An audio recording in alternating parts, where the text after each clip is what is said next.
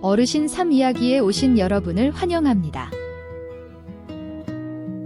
62세의 딸 집 마련 돕겠다며 1천만 원 들고 갔는데 사위가 고개 숙여 신발끈 묶는 순간 직감적으로 돈을 꺼두고 돌아섰습니다.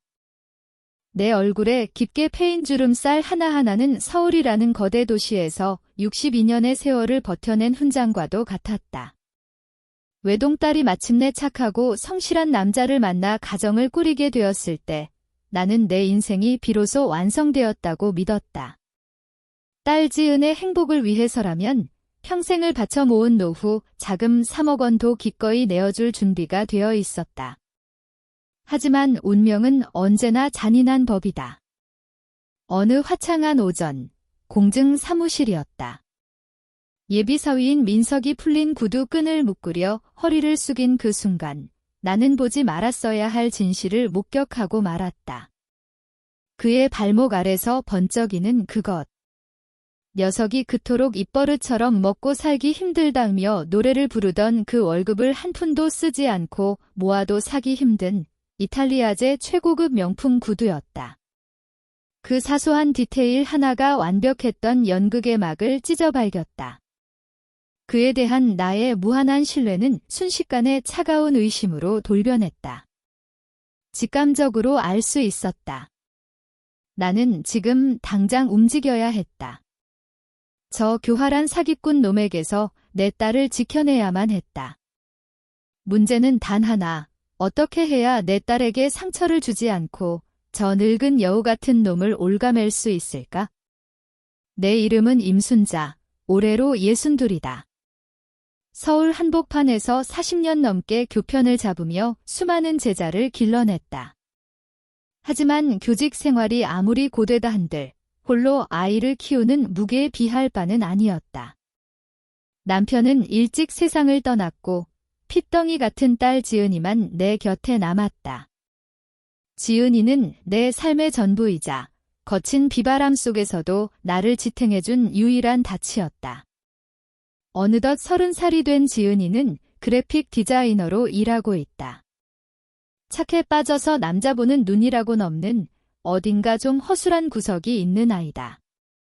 남 부럽지 않게 키웠다고 자부하면서도 마음 한구석엔 늘 불안함이 자리 잡고 있었다.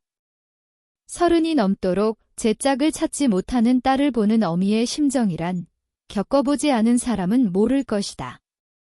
그러던 차에 지은이가 남자친구를 데려왔을 때 나는 안도했다. 아니, 너무 쉽게 믿어버렸는지도 모른다. 햇살이 따스하게 내리쬐던 주말 오후였다. 지은이가 박민석이라는 청년을 집으로 데려왔다. 첫인상은 나쁘지 않았다. 훤칠한 키에 현장 일을 많이 했는지 적당히 그을린 피부. 무엇보다 흔들림 없는 눈빛이 꽤나 성실해 보였다. 그는 깍듯하게 예의를 갖췄다. 처음 뵙겠습니다, 어머님. 지은이와 교제 중인 박민석이라고 합니다. 진작 찾아뵀어야 했는데 인사가 늦어 죄송합니다. 충청도 억양이 살짝 섞인 그의 말투는 구수하고 정감이 갔다. 그는 귀한 산삼 배양근 세트를 내밀었다.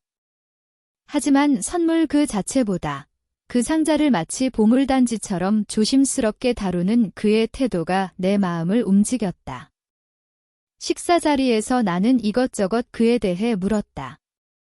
고향은 저 멀리 전라남도 해남 땅끝 마을이고 부모님은 평생 농사만 지으신 분들이라 넉넉지 못하다고 했다. 부모님이 연로하시고 편찮으셔서 자신이 서울로 올라와 집안을 건사해야 한다는 것이었다. 건설회사에서 엔지니어로 일하고 있습니다.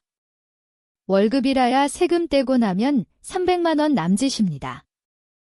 민석은 혹시라도 내가 적다고 타박할까 봐 주눅든 목소리로 말을 이었다. 부모님 병원비랑 생활비 보내드리고 나면 남는 게 거의 없습니다. 서울 물가가 워낙 비싸야 말이죠. 그래도 저는 고생하는 건 익숙해서 괜찮습니다. 다만 나중에 지은이가 저 때문에 고생할까 봐 그게 걱정입니다. 나는 민석을 찬찬히 뜯어보았다. 말은 체구에 낡았지만 깨끗하게 다려 입은 셔츠. 그리고 가난한 집안 형편을 숨기지 않고 털어놓는 솔직함. 그 모든 게 내 가슴을 울렸다. 나 또한 맨주먹으로 시작해 여기까지 온 사람이기에 성실하게 사는 젊은이를 귀하게 여겼다. 돈 따위는 중요하지 않았다. 내겐 노후 자금으로 모아둔 8억 원가량의 저축이 있으니 나와 딸이 평생 먹고 사는 데는 지장이 없었다. 내가 바라는 건 오직 하나, 내 딸을 진심으로 아껴줄 사람뿐이었다. 자네가 참 성실해 보여서 좋네.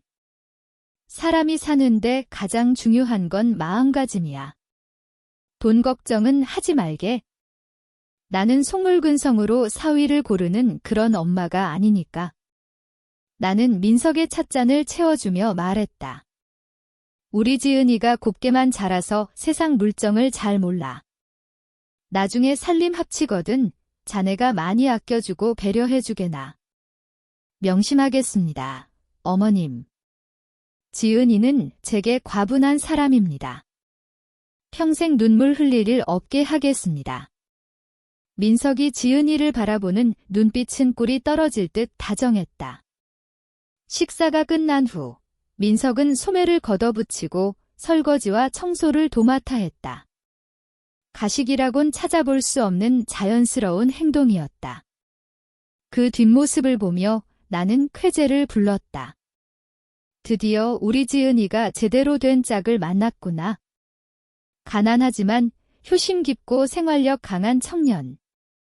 그가 보여준 소박하고 진실한 모습에 산전수전 다 겪은 나조차도 무장해제되고 말았다. 나는 단 한 번의 만남으로 그를 덜컥 믿어버렸다. 딸이 의지할 곳을 찾았다는 안도감이 내 이성을 마비시킨 것이다. 그날 이후 민석은 제 집 드나들듯 우리 집을 찾았다. 그는 세심했다. 내 관절에 좋다는 영양제를 사오거나 고장난 수도꼭지를 뚝딱 고쳐놓기도 했다. 올 때마다 낡은 중고차나 버스를 이용했고 늘 미래를 위해 한 푼이라도 아껴야 한다며 근검절약을 강조했다. 그런 모습들은 그에 대한 나의 신뢰를 시멘트처럼 단단하게 굳혔다. 하지만 사람들은 말한다. 완벽해 보이는 첫인상이야말로 가장 정교한 위장술이라고. 도덕 선생님으로 평생을 살아온 내가 정작 경계심이라는 가장 기본적인 교훈을 망각하고 있었던 것이다. 나는 그가 보여준 가난과 성실에 취해 그 뒤에 웅크리고 있는 검은 그림자를 보지 못했다. 6개월 정도의 연애 끝에 두 사람의 관계는 무르익었다. 이제 민석이 우리 집에 있는 풍경은 너무나 자연스러웠다. 그는 언제나 깍듯했고 선을 넘는 법이 없었다. 어느 주말 저녁 뉴스를 보고 있는데 민석이 갑자기 지은이 앞에 무릎을 꿇었다. 그의 손에는 작지만 반짝이는 반지가 들려 있었다. 지은아, 내가 가진 건 쥐뿔도 없지만 널 사랑하는 마음 하나는 자신 있어. 나랑 결혼해 줄래? 평생 너만 바라보고 살게. 지은이는 왈칵 눈물을 쏟으며 고개를 끄덕였다. 그 모습을 지켜보던 나 역시 눈시울이 붉어졌다. 정말이지 오랫동안 기다려온 순간이었다. 반지를 끼워준 뒤 민석은 내 쪽으로 몸을 돌려 정중하게 고개를 숙였다. 어머님, 제가 지은이 짝으로 부족하다는 거 잘 압니다. 하지만 맹세컨대 제 목숨을 바쳐서라도 지은이 고생 안 시키겠습니다. 허락해 주십시오. 말을 마친 민석은 두툼한 봉투 하나를 테이블 위에 올려놓았다. 이거 제가 결혼 자금으로 모은 3천만 원입니다. 얼마 안 되는 돈이지만 제 전 재산이나 다름없습니다. 어머님께 드리는 제 성이라고 생각해 주십시오. 나는 봉투와 민석을 번갈아 보았다. 월급 300만 원 남짓한 월급쟁이가 아픈 부모님 병원비까지 대면서 3천만 원을 모은다는 게 얼마나 피를 말리는 일인지 안다. 그의 뼈를 깎는 노력이 느껴져 가슴이 뭉클해졌다. 나는 봉투를 다시 그에게 밀었다. 민석군, 돈은 중요치 않아. 자네 마음이면 충분하네. 이 돈은 자네가 가지고 있다가 나중에 살림 미천으로 쓰거나 시골에 계신 부모님 챙겨드려. 너희들끼리 행복하게 살면 그게 나한테는 제일 큰 효도야. 아닙니다. 어머님. 이건 예의가 아닙니다. 제 마음 편하자고 드리는 거니 부디 받아주십시오. 돈이야 제가 더 열심히 일해서 벌면 됩니다. 몇 번의 실랑이 끝에 나는 결국 봉투를 받아들었다. 하지만 내 마음속 점수판엔 그에 대한 점수가 더해지고 있었다. 착한 줄만 알았더니 예의범절까지 바른 청년. 결혼 준비는 일사천리로 진행되었다. 며칠 뒤 지은이가 조용한 카페로 나를 불러냈다. 엄마, 상의할 게 있어서. 우리 둘 다 나이도 있고 하니까 되도록 빨리 안정을 찾고 싶어. 서울 월세가 너무 비싸잖아. 이사 다니는 것도 지치고. 그래서 말인데 우리 대출 좀 끼고 6억에서 7억 정도 하는 아파트를 사서 시작하면 어떨까 싶어서. 나는 고개를 끄덕였다. 당연한 수순이었다. 내 집이 있어야 삶이 안정되는 법이니까. 그래, 생각 잘했다. 그래서 자금 계획은 좀 세워봤고, 우리가 모은 돈이랑 합쳐도 턱없이 부족해. 민석 씨가 모은 돈은 아까 엄마한테 드린 게 거의 전부고, 대출을 너무 많이 받으면 이자 갚다가 볼 일 다 볼 것 같아서 걱정이야. 민석 씨가 워낙 걱정이 많은 성격이잖아. 지은이는 간절한 눈빛으로 나를 바라보았다. 엄마, 혹시 우리 좀 도와줄 수 없어?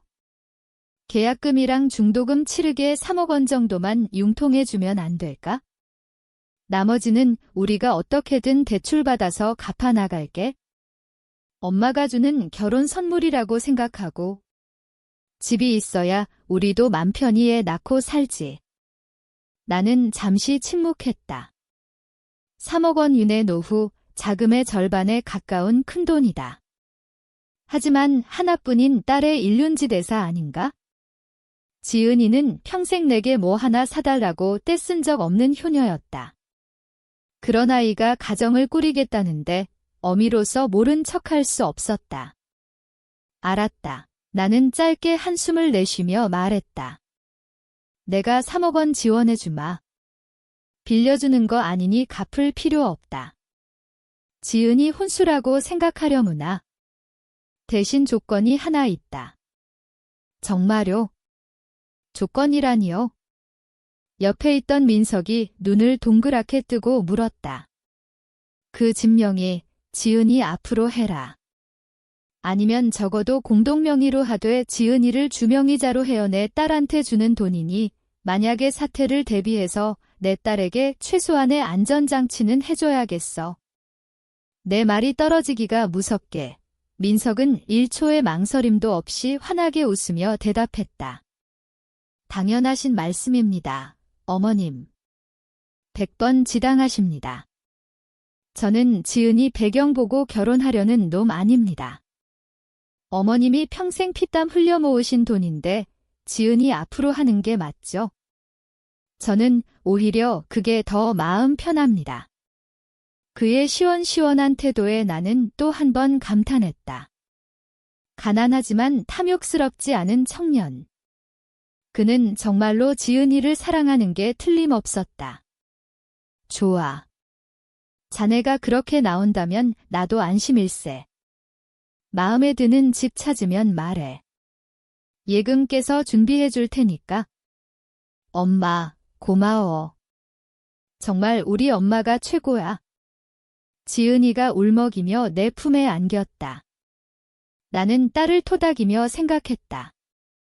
이 3억 원이야말로 내 딸의 행복을 위한 최고의 투자가 될 것이라고. 하지만 나는 꿈에도 몰랐다.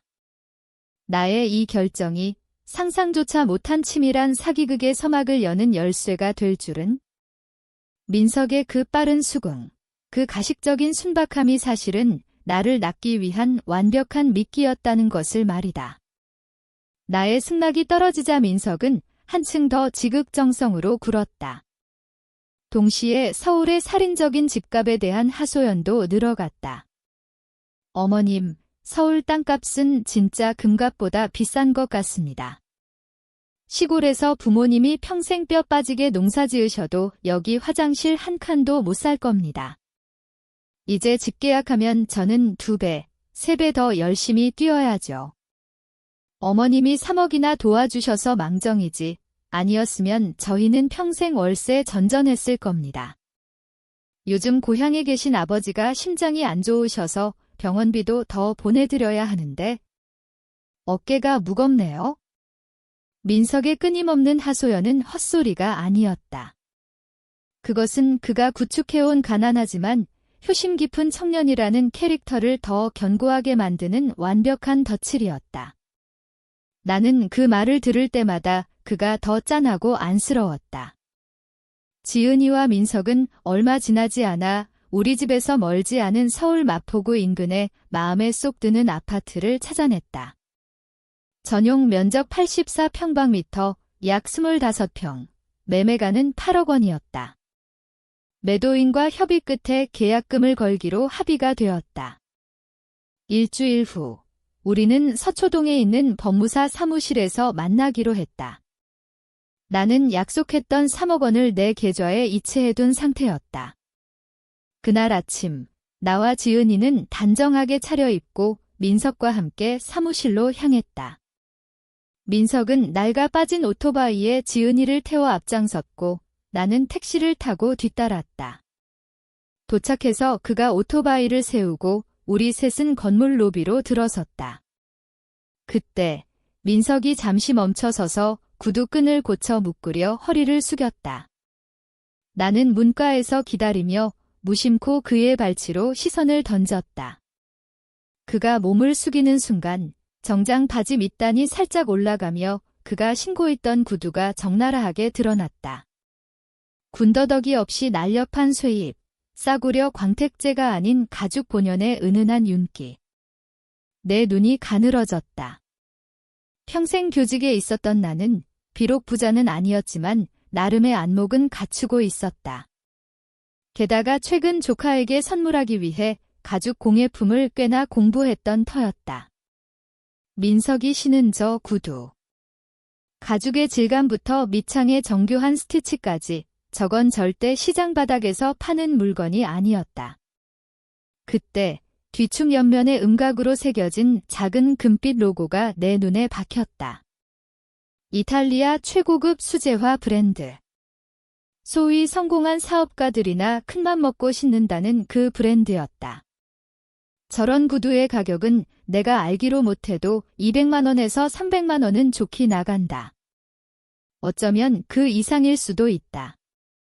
가난한 청년, 월급 300만 원 남짓으로 시골에 계신 아픈 아버지 병원비 대느라 허리띠를 졸라맨다는 녀석이, 결혼 자금 한 푼이 아쉽다던 녀석이 어떻게 저런 비싼 구두를 신을 수 있단 말인가. 저 신발 한 켤레가 녀석의 한 달 월급, 아니 어쩌면 녀석이 죽는 소리 하며 모았다는 적금보다 비쌀지도 모른다. 등골이 서늘해졌다. 민석이 그토록 공들여 쌓아 올린 성실, 가난, 절약이라는 퍼즐 조각들이 고작 저 구두 하나 때문에 와르르 무너져 내렸다. 그것은 완벽한 교향곡에 끼어든 불협화음처럼 너무나도 이질적이었다. 의심. 소름 끼치는 의심이 내 안에서 꿈틀거렸다. 짝퉁이겠지, 아니면 누가 선물해줬거나. 애써 합리화해보려 했지만 저 구두가 뿜어내는 압도적인 아우라와 진짜 가죽의 질감은 내 눈을 속일 수 없었다. 연륜이 주는 경고등이 요란하게 울려댔다. 멈춰야 했다. 말과 행동이 앞뒤가 다른 녀석에게 내 노후 자금 3억 원을 넘겨줄 순 없었다. 이 돈은 내 인생의 전부이자 내 딸의 미래다. 한순간의 감정, 만들어진 믿음에 속아 돌이킬 수 없는 강을 건널 수는 없는 노릇이었다. 무슨 수를 써서라도 오늘 계약을 미뤄야 한다. 진실을 파헤칠 시간이 필요했다. 우리는 법무사 사무실 대기실로 들어갔다. 공인중개사, 법무사, 그리고 집주인이 이미 와 있었다. 계약 직전에 긴장감과 설렘이 감돌았다. 나는 가죽 소파에 앉아 애써 태연한 척 표정을 관리했다. 하지만 내 속은 태풍이 휘몰아치고 있었다. 민석은 내 옆에 앉아 힐끔힐끔 나를 보며 안심하라는 듯 미소를 지었다. 조금 전까지만 해도 든든해 보였던 그 미소가 이제는 소름 끼치도록 가증스럽게 보였다. 사모님, 서류는 다 준비됐습니다. 계약 내용 마지막으로 확인하시죠. 등기부등본이랑 특약사항은 법무사님이 꼼꼼히 체크하셨습니다. 중개사가 서류 뭉치를 내 쪽으로 밀었다. 나는 서류를 집어들고 글자를 읽는 척했지만 머릿속은 어떻게 이 상황을 빠져나갈까 하는 생각뿐이었다. 지금 당장 너 구두가 그게 뭐니? 라고 따질 순 없었다. 지은이는 이미 민석에게 푹 빠져 있었으니까. 딸과의 관계를 망치지 않으면서 돈을 지키려면 그럴듯하고 불가항력적인 핑계가 필요했다. 그때 테이블 위에 놓인 내 휴대폰이 눈에 들어왔다. 순간 뇌리에 번개 같은 아이디어가 스쳤다. 나는 서류를 내려놓고 휴대폰을 집어들었다. 진동 모드로 바꾼 뒤 마치 급한 전화가 온 것처럼 연기하며 내 번호로 전화를 걸었다. 그리고 휴대폰을 귀에 댄 채 벌떡 일어나 대기실 구석으로 걸어가며 다급하게 외쳤다. 여보세요. 뭐라고요? 그게 무슨 소리예요? 제 계좌가 지급 정지됐다니요? 3억 원이 묶였다고요? 말도 안 돼. 내 목소리는 방 안의 모든 사람, 특히 내 옆에 있던 민석이 똑똑히 들을 수 있을 만큼 컸다. 나는 혼신의 힘을 다해 연기를 이어갔다. 금융사고라니요. 저는 위험 자산 투자 같은 거 한 적 없어요. 그 계좌에 든 돈이 어떤 돈인데? 당장 다시 확인해봐요. 지금 계약하러 와 있는데 돈을 못 뺀다니 지금 장난해요? 나는 전화를 끊는 신용을 하고 사색이 된 얼굴로 손을 덜덜 떨며 자리로 돌아왔다. 정말 죄송합니다. 집주인 선생님, 그리고 중개사님. 방금 은행에서 급한 연락이 왔는데 제가 잔금 치르려고 묶어둔 계좌가 알 수 없는 금융사고로 일시 동결됐다고 합니다. 요즘 보이스피싱 예방 때문에 시스템 오류가 잦다는데 제가 최근에 큰돈을 이체해서 그런가 봅니다. 중개사와 집주인, 법무사가 서로를 쳐다보았다. 실망한 기색이 역력했다. 그 순간 민석이 벌떡 일어났다. 걱정스러운 표정이었지만 나는 놓치지 않았다. 그의 눈동자 깊은 곳에서 스쳐 지나간 찰나의 실망감. 그가 재빨리 괜찮으세요? 라는 위로의 표정으로 갈아끼우기 직전 미간이 찌푸려지던 그 0.1초의 짜증을. 엄마, 그게 진짜야? 지은이가 울먹이며 물었다. 그래. 엄마도 황당해서 말이 안 나온다. 집주인 선생님, 정말 죄송합니다. 돈 문제라 지금 당장은 진행이 불가능할 것 같습니다. 오늘 계약은 일단 미뤄주십시오. 3일, 아니 늦어도 이번 주말까지는 해결하고 다시 연락드리겠습니다. 오늘 헛걸음하게 한 비용은 제가 다 보상하겠습니다. 집주인은 언짢은 티를 냈지만 내가 모든 비용을 부담하겠다고 나서자 어쩔 수 없이 고개를 끄덕였다. 돈줄이 막혔다는데 억지로 계약을 진행할 수는 없는 노릇이니까. 사람들이 모두 돌아가고 우리 셋만 남았을 때 민석이 세상 착한 얼굴로 나를 위로했다. 어머님, 너무 걱정하지 마세요. 은행 착오일 겁니다. 3억 원이 큰돈이라 은행 보안 시스템이 예민하게 반응했나 봅니다. 저는 괜찮습니다. 지은이랑 같이 기다릴게요. 그는 지은이 어깨를 감싸며 듬직한 남자친구 코스프레를 했다. 지은아, 너무 속상해하지 마. 집이야 나중에 하면 돼. 어머님 건강 상하시는 게 더 문제지. 민석을 바라보았다. 정말이지 오스카상 감 연기였다. 저 이탈리아제 구두만 아니었다면 나도 감쪽같이 속았을 것이다. 이제 그의 모든 행동 하나하나가 역겨웠다. 나는 속에서 올라오는 구역질을 억누르며 고개를 끄덕였다. 그래. 미안하네. 금방 해결될 거야. 나는 알았다. 이제부터 나와 민석에 보이지 않는 두뇌 싸움이 시작되었다는 것을. 돈은 지켰지만 아직 그를 추궁할 단계는 아니었다. 심증인 구두 하나만으로는 부족하다. 내 딸을 저 사기꾼에게서 완벽하게 떼어놓으려면 빠져나갈 수 없는 확실한 증거가 필요했다. 지연 작전을 성공시키고 집으로 돌아온 내 마음은 천근만근이었다. 나는 지은이에게 구두 이야기나 내 의심에 대해 일절 입을 번긋하지 않았다. 그저 은행 문제를 해결하느라 골머리를 앓는 척했다. 민석의 뒷조사가 시급했다. 하지만 평생 교단에만 있었던 늙은이가 흥신소를 알 리도 없고 IT 기술은 더더욱 젬병이었다. 그때 조카 민지가 떠올랐다. 내 남동생의 딸인 민지는 컴퓨터 공학을 전공한 똑순이로 소위 말하는 디지털 네이티브였다. 나는 동생에게 연락해 민지를 급히 집으로 불렀다. 민지가 도착하자마자 나는 방문을 걸어 잠그고 지은이가 들어오지 못하게 했다. 그리고 민석의 가식적인 행동부터 결정적인 단서가 된 구두 이야기까지 낱낱이 털어놓았다. 민지야, 이모는 내 눈만 믿는다. 월급 300만 원 받는 애가 그 구두를 신을 순 없어. 내 촉이 말해주고 있어?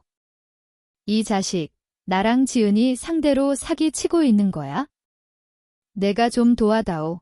SNS든 뭐든 뒤져서 이놈의 진짜 정체를 찾아내줘.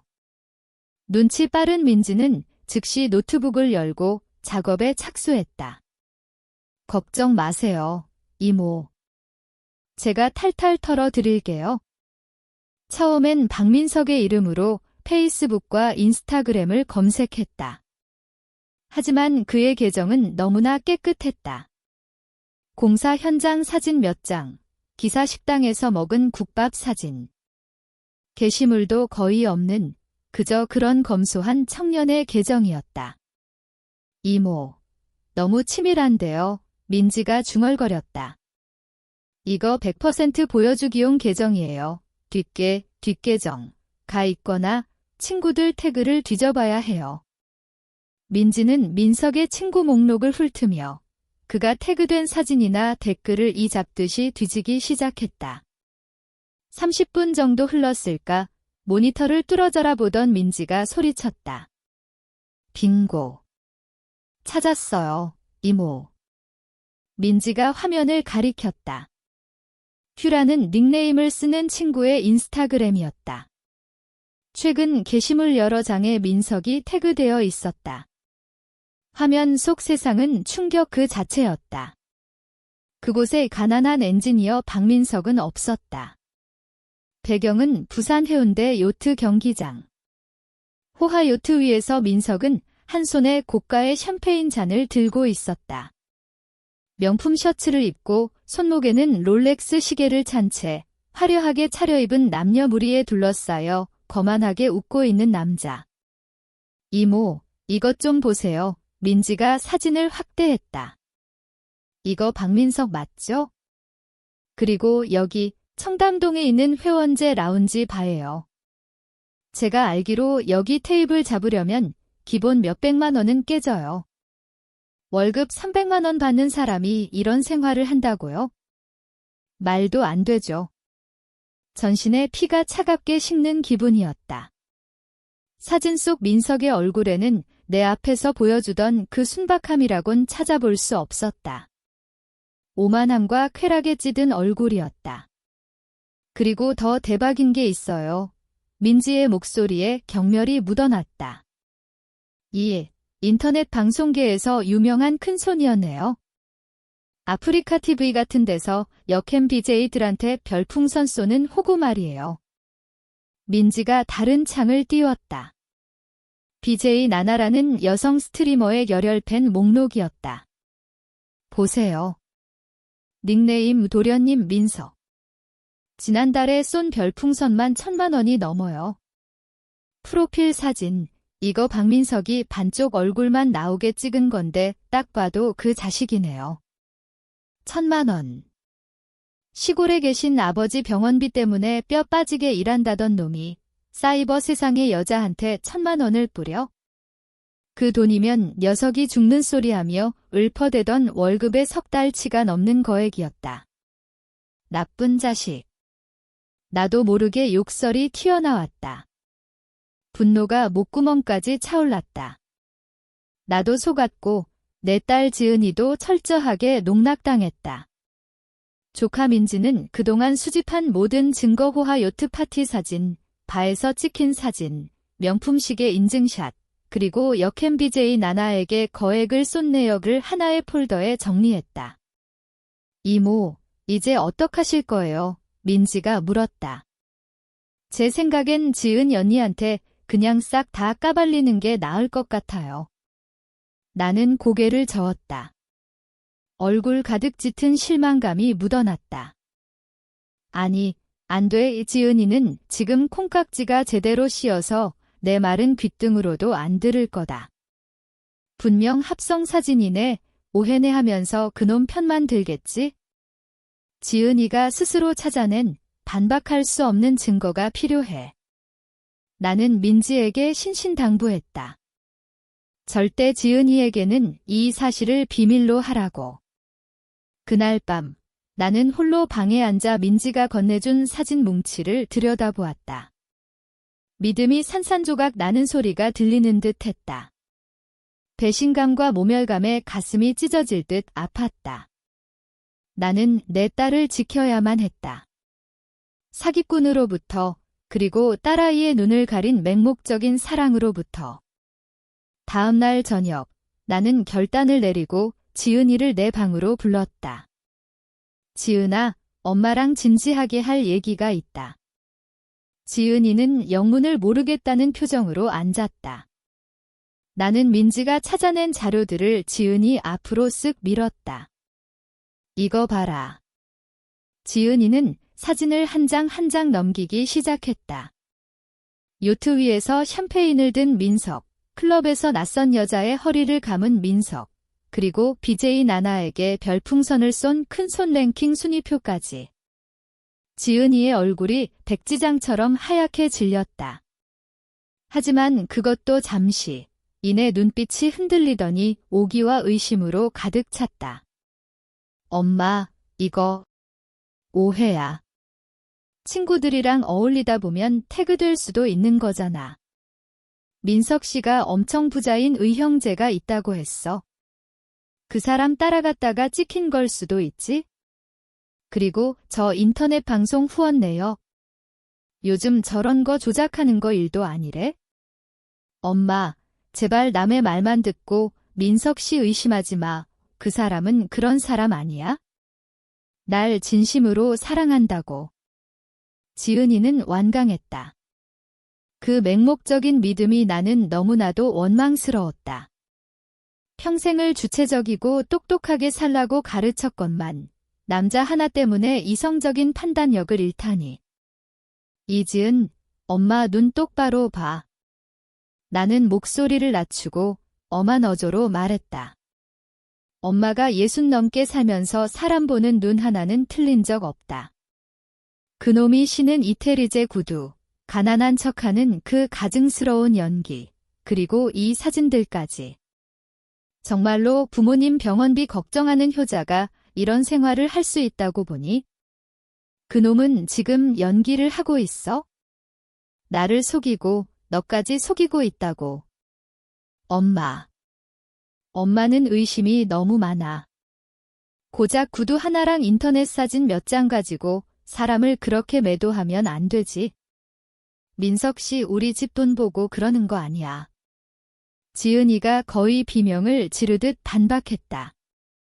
역시 내 말로는 부족했다. 지은이 스스로 깨닫게 만드는 충격요법이 필요했다. 나는 깊은 한숨을 내쉬며 주머니에서 작은 물건 2개를 꺼냈다. 초소형 몰래카메라와 은색 녹음기 펜이었다. 좋아. 억지로 믿으라고 강요 안 하마. 대신 내가 직접 진실을 확인해봐. 이건 일종의 은행이야. 나는 2 물건을 테이블 위에 올려놓았다. 더 이상 왈가왈부 안 하겠다. 내가 이 미션을 끝낼 때까지 그 3억 원은 내가 쥐고 있을 거야.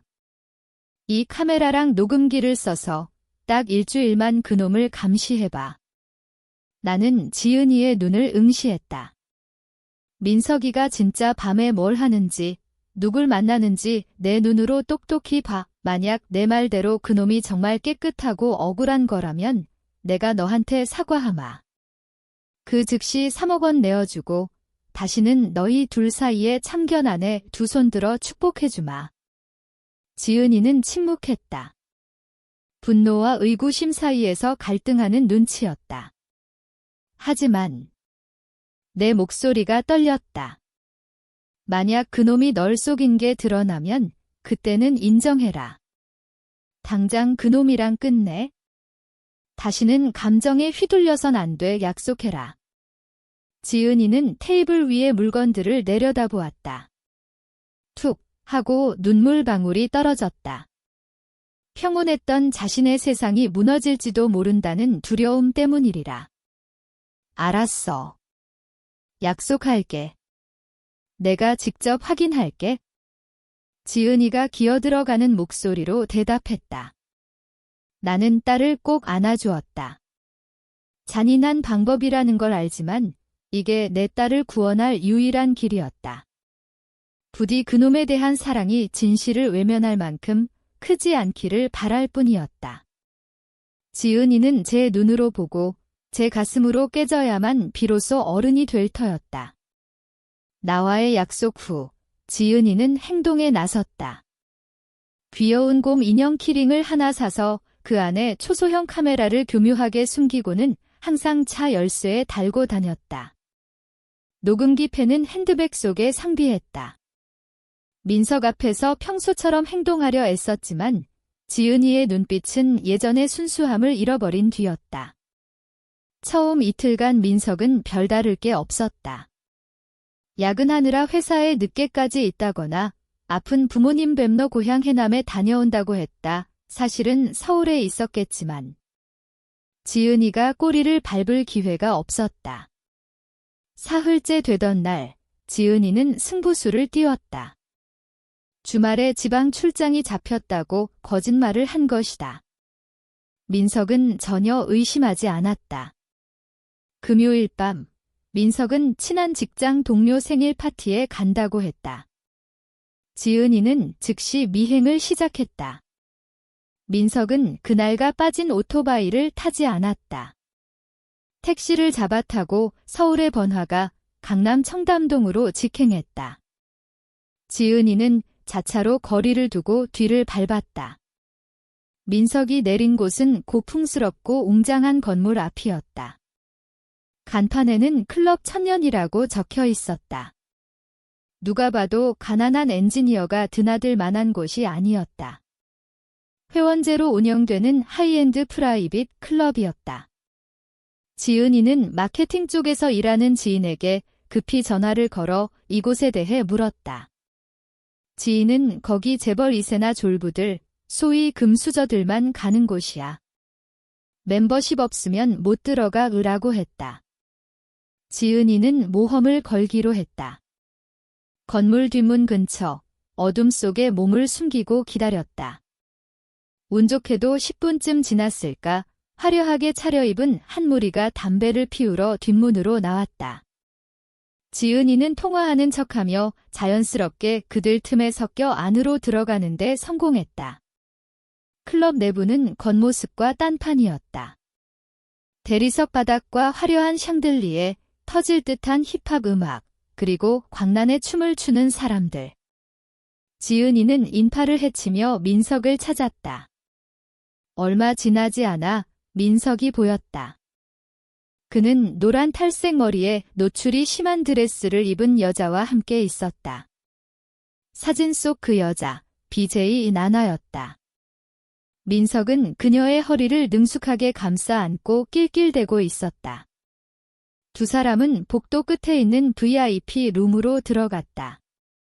지은이는 심장이 터질 것 같았지만 침착해야 했다. 화장실을 찾는 척하며 VIP 룸 쪽으로 다가갔다. 문이 살짝 덜 닫혀 있었다. 문틈 사이로 민석과 나나가 붉은 벨벳 소파에 앉아 있는 모습이 보였다. 다른 남자 셋도 함께였다. 배신감이 쓰나미처럼 밀려왔다. 이건 오해가 아니었다. 추악한 진실이었다. 지은이는 공 인형 키링을 떼어내 복도 구석, 문 쪽이 잘 보이는 화분 뒤에 숨겨두었다. 그리고 가방 속 녹음기 펜의 녹음 버튼을 눌렀다.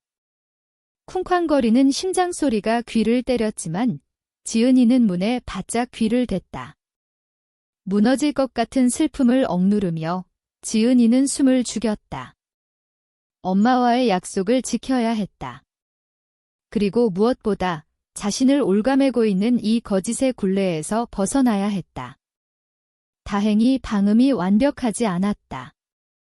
민석의 목소리, 나나의 애교 섞인 웃음소리, 그리고 남자들의 떠드는 소리가 문틈으로 흘러나왔다. 남자 목소리가 들렸다. 민석의 친구인 듯 했다. 얘야, 민석아. 그래서 그 공사건은 어떻게 돼가냐? 언제 그 3억 먹고 튀는 건데? 곧이어 민석의 거만한 웃음소리가 울려 퍼졌다. 걱정 마라, 착륙 준비 완료다. 그 장모될 노인네 말이야. 평생 교직에만 있어서 그런지 속여먹기 딱 좋더라고. 내 순진한 연기에 홀라당 넘어갔어. 야, 내가 지난 6개월 동안 얼마나 개고생했는지 아냐? 낡아 빠진 셔츠 입고 시동도 안 걸릴 것 같은 오토바이 끌고 촌놈처럼 사투리 쓰고 심지어 결혼 지참금이라고 3천만 원 내밀었다가 다시 거절당하는 연기까지 했다니까? 지루해 죽는 줄 알았다. 방 안이 떠나갈 듯 웃음바다가 되었다. 그 중에서도 BJ 나나의 웃음소리가 가장 크고 경박했다. 지은이는 심장이 쥐어짜이는 듯한 고통을 느꼈다. 민석의 모든 말, 진심인 척했던 행동들이 공포영화의 한 장면처럼 스쳐 지나갔다. 엄마 말이 맞았다. 그는 희대의 연기파 배우였다. 그럼 내 예비 신부 지은이는? 걔는 눈치 못 챘어. 친구가 다시 물었다. 민석이 술을 들이켰는지 목소리가 한층 더 건방져졌다. 걘 진짜 멍청해. 자기가 무슨 비련의 여주인공인 줄 아는 노처녀지. 내가 몇 마디 달콤한 말 좀 해주고 사랑한다고 맹세하면 껌벅 죽어. 장모가 의심할 때도 내 편 들더라니까? 봐라. 장모가 돈 안 준다고 했을 때도 날 믿잖아. 맹세컨대 걔 진짜 재미없고 밋밋하게 생겼어. 같이 있으면 하품 나와. 3억 때문에 참아주는 거지? 돈만 들어오면 나나랑 해외여행이나 다니지. 누가 그 책만 읽는 새님을 거들떠나 보겠냐? 나나가 콧소리를 섞어 애교를 부렸다. 오빠랑 말이라도 너무 좋다. 이번에 돈 생기면 우리 두바이 가자, 응? 당연하지, 내 사랑. 진명이를 걔 앞으로 한다고? 내가 미쳤냐? 일단 도장 찍고 나면 이혼 핑계를 대든 뭘 투자한다고 꼬시든 해서 팔아치우게 해야지. 일단 내 손에 돈만 들어오면 끝이야. 걘 손가락만 빨게 될걸. 민석과 나나는 입에 담기도 힘든 말들로 지은이를 조롱하고 깎아내렸다. 지은이는 비틀거리며 뒷걸음질 쳤다. 입을 틀어막아 터져나오는 신음을 삼켰다. 뜨거운 눈물이 뺨을 타고 흘러내렸지만 더 이상 슬픔은 느껴지지 않았다. 뼛속까지 사무치는 혐오감, 그리고 자신이 얼마나 어리석었는지 깨달았을 때 오는 처절한 수치심뿐이었다. 민석의 자백, 지은이를 향한 모욕. 이 모든 것이 녹음기 펜에 토시 하나 빠짐없이 선명하게 기록되었다.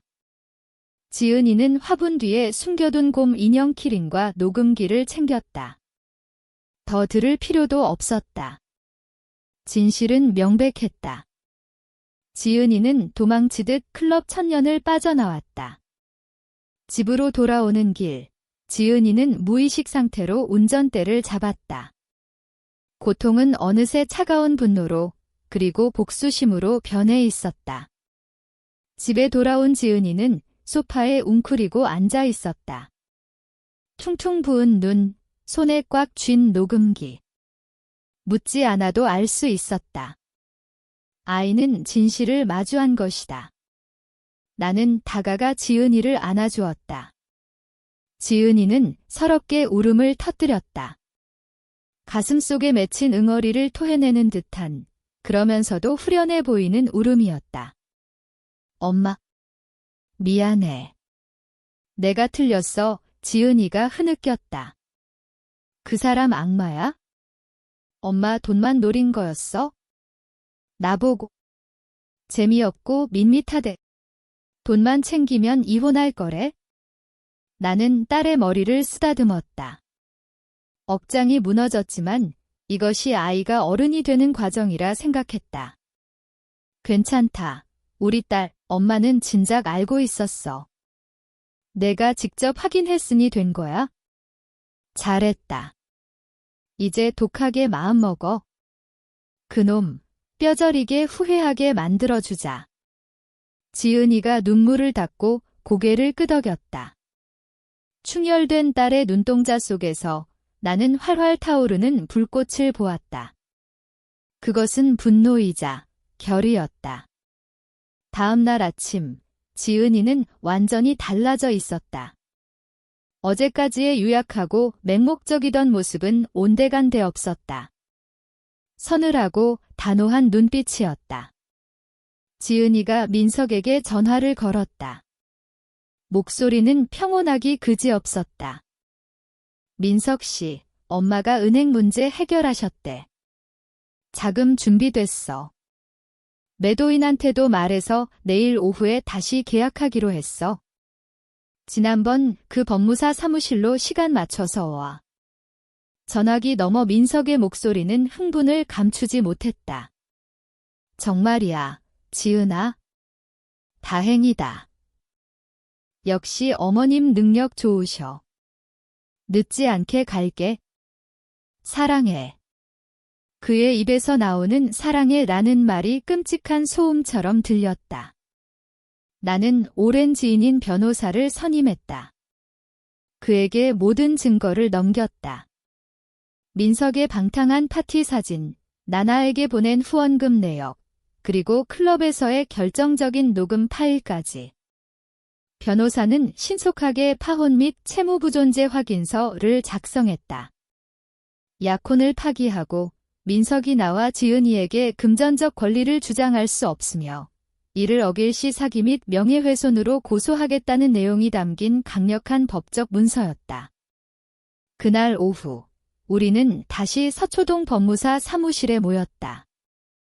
집주인, 중개사, 법무사, 그리고 나와 지은이, 민석. 달라진 점은 내 변호사가 함께했다는 것뿐이었다. 민석은 여느 때처럼 순박하고 예의 바른 청년의 가면을 쓰고 나타났다. 자신이 완벽한 덫에 걸려들었다는 사실은 꿈에도 모른 채. 안녕하세요, 어머님. 지은아. 축하드려요. 드디어 일이 잘 풀리네요. 민석이 환하게 웃었다. 지은이는 대꾸 없이 손짓으로 자리를 권했다. 법무사가 계약 내용을 낭독하려던 찰나였다. 지은이가 자리에서 일어났다. 더 이상 예전의 순진한 딸이 아니었다. 그녀는 경멸 어린 눈으로 민석을 똑바로 쳐다보았다. 잠깐만요. 지은이의 목소리가 사무실의 공기를 갈랐다. 도장 찍기 전에 다들 이거부터 보시죠. 지은이는 자신의 휴대폰을 미니 빔 프로젝터에 연결했다. 맞은편 하얀 벽에 화면이 쏘아졌다. 박민석 씨 나를 사랑한다고 결혼하고 싶다고 했지? 본인이 성실하고 검소한 사람이라고? 자, 여기 당신의 진심을 다 같이 들어보자고. 지은이가 녹음 파일을 재생했다. 클럽 VIP 룸에서의 대화가 적나라하게 울려 퍼졌다. 걱정 마라. 착륙 준비 완료다. 그 장모델 노인네 말이야. 속여먹기 딱 좋더라고. 맹세컨대 걔 진짜 재미없고 밋밋하게 생겼어. 3억 때문에 참아주는 거지.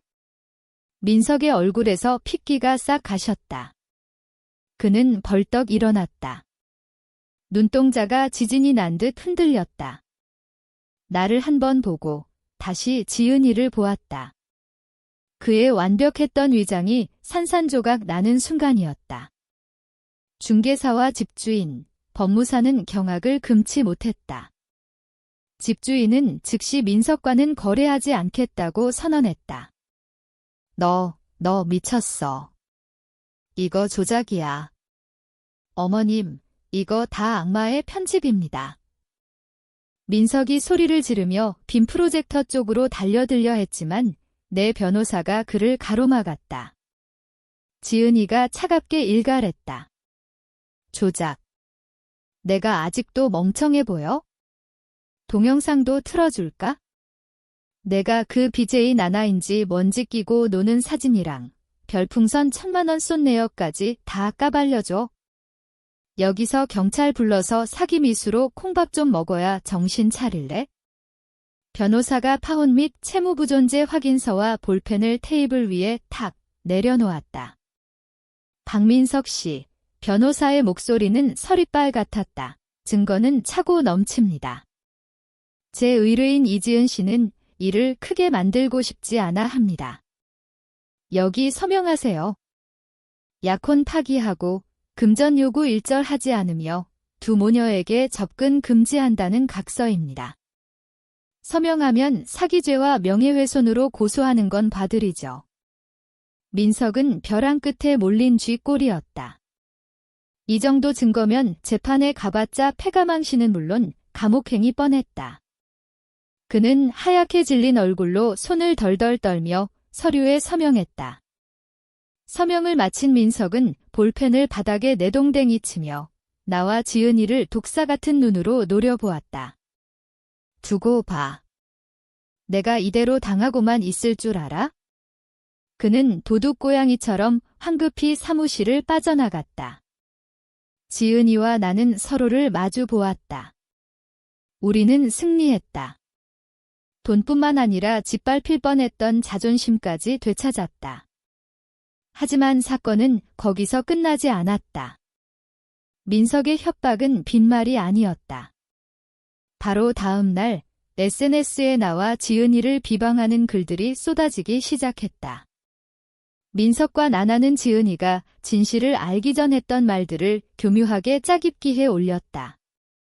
나는 돈으로 사랑을 갈라놓는 악덕 장모가 되었고 지은이는 마마걸이 되었다.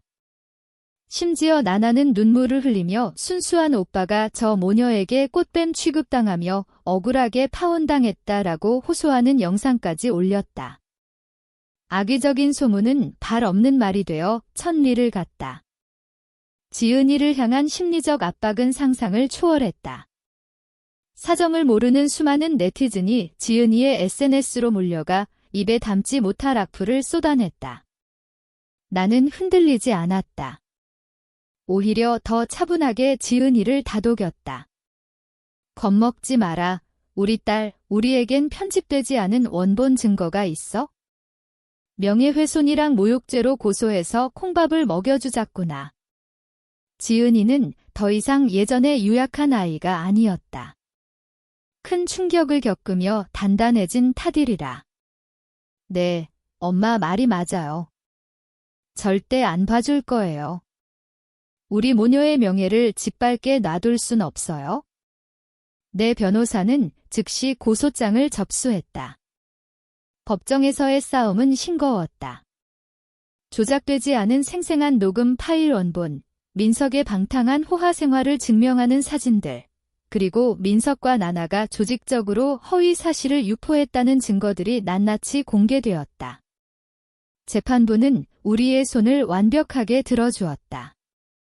법원은 민석과 나나에게 공개 사과와 거액의 위자료 지급을 명령했다. 사건의 전말이 언론에 보도되자 민석이 다니던 건설회사는 기업윤리 위반과 품위 손상을 이유로 그를 해고했다. 사회적으로 완전히 매장당한 두 사람은 SNS 계정을 삭제하고 야반도주하듯 서울을 떠났다. 다시는 그들의 소식을 들을 수 없었다. 모든 폭풍우가 지나가고 집안에는 다시 평화가 찾아왔다. 거실에 앉아있는 지은이를 바라보았다. 아이의 눈빛은 예전과 완전히 달라져 있었다. 지은아, 이제 세상 무서운 것도 알았고 사람 속도 들여다볼 줄 알게 됐을 거다. 여기, 내가 아껴뒀던 3억 원이다. 이 돈 가져가서 내 마음에 드는 집을 사거라. 내 명의로 된 온전한 내 집, 엄마가 주는 위로금이라고 생각하고 받아. 하지만 지은이는 내 예상을 깨고 단호하게 고개를 저었다. 아니요, 엄마. 마음만 감사히 받을게요. 저희 3억 원 안 받아요. 나는 눈이 휘둥그레졌다. 아니, 왜? 이건 원래 너 주려고 했던 돈이잖니? 아니요. 엄마 노후 자금으로 쓰세요. 이번 일 겪으면서 뼈저리게 느낀 게 있어요. 제가 그동안 엄마한테 너무 의존해서 살았다는 거요. 엄마라는 든든한 뒷배가 있으니까 제가 그렇게 세상 물정 모르고 맹목적이었던 거예요. 이제는 제 힘으로 일어서고 싶어요. 작더라도 제가 번 돈으로 월세부터 시작해서 차근차근 올라갈래요. 지은이는 깊게 숨을 들이마셨다. 그녀의 눈동자가 결의로 빛났다. 너무 비싼 수업료 내고 인생 배웠잖아요. 저도 이제 어른이라는 걸, 제 인생은 제가 책임질 수 있다는 걸 증명하고 싶어요. 제 앞가림도 못하면서 어떻게 진짜 사랑과 가짜 사랑을 구별하겠어요? 나는 지은이를 멍하니 바라보았다.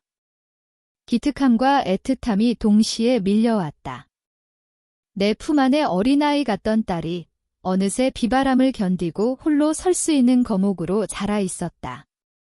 수줍고 순진했던 모습은 온데간데없고 강인하고 주체적인 여성만이 그 자리에 있었다. 그래. 알았다. 내 눈시울이 붉어졌다. 우리 딸, 진짜 어른이 다 됐구나. 나는 미리 사두었던 경차의 차 키를 지은이에게 건넸다. 오토바이는 위험해서 안 된다며 내가 고집을 부려 바꾼 선물이었다. 지은이는 차 키를 받아들고 나를 와라 끌어안았다. 일주일 후, 지은이는 회사 근처에 작은 오피스텔을 구해 이사했다. 짐을 싸고 이삿짐 센터를 부르고 가구를 배치하는 모든 과정을 지은이 혼자 해냈다. 나는 그저 묵묵히 지켜볼 뿐이었다. 출근을 위해 배낭을 메고 씩씩하게 걸어가는 지은이의 뒷모습을 보며 나는 미소 지었다. 내 통장에는 여전히 3억 원이 남아있지만 지은이는 그보다 훨씬 값진 것을 선택했다. 바로 독립과 자존이었다. 그것은 내가 내 딸에게서 받을 수 있는 최고의 선물이었다. 나는 단순히 사기꾼에게서 딸을 구한 것이 아니었다. 딸이 진정한 자기 자신을 찾도록 도와준 것이다. 이 늙은 전직 교사의 파란만장했던 전쟁은 지은이의 찬란한 재탄생으로 비로소 막을 내렸다. 이 이야기의 진정한 클라이맥스는 통쾌한 법정 싸움이나 박민석의 몰락이 아니었다. 바로 지은이가 내 3억 원을 거절하던 그 순간이었다. 엄마한테만 기댈 순 없어. 내 힘으로 일어설 거야. 그렇게 말하던 지은이의 흔들림 없던 눈빛. 그 순간 나는 깨달았다. 진정한 성장은 누군가에게 기댈 곳을 찾는 게 아니라 스스로 두 발로 대지 위에 굳건히 서는 것임을. 이 이야기가 주는 교훈은 비단 나뿐만 아니라 세상의 모든 부모에게 전하는 메시지일 것이다. 맹목적인 사랑으로 이성을 흐리지 말 것, 직감을 믿고 사소한 디테일을 놓치지 말 것, 진실은 가장 완벽해 보이는 포장지 아래 숨겨져 있는 법이니까. 경계심이야말로 자녀를 지키는 가장 튼튼한 방패다. 그리고 자녀들에게 전하는 교훈은 이것이다. 성장이란 기댈 수 있는 누군가를 찾는 것이 아니라 스스로의 힘으로 폭풍우 속을 걸어가는 법을 배우는 것이다. 만약 당신이 자녀를 둔 부모님이거나 혹은 인생의 쓴맛한 맛을 아는 어른이라면, 그리고 사람 냄새 나는 깊이 있는 이야기와 인생의 지혜를 얻고 싶다면 지금 바로 구독 버튼을 눌러주세요. 더 흥미진진하고 가슴 울리는 이야기로 찾아뵙겠습니다. 지금까지 임순자의 사연을 들어주셔서 감사합니다.